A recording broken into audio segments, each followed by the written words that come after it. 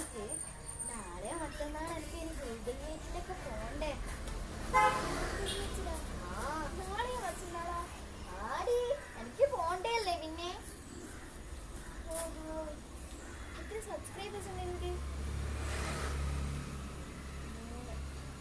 3. വ്യൂവേഴ്സോ? Viewers ഒരു 5-6 video, 2 video ഇട്ട് കാണും. ടോട്ടലൊരു 50-40 ഉണ്ടാവല്ലോ.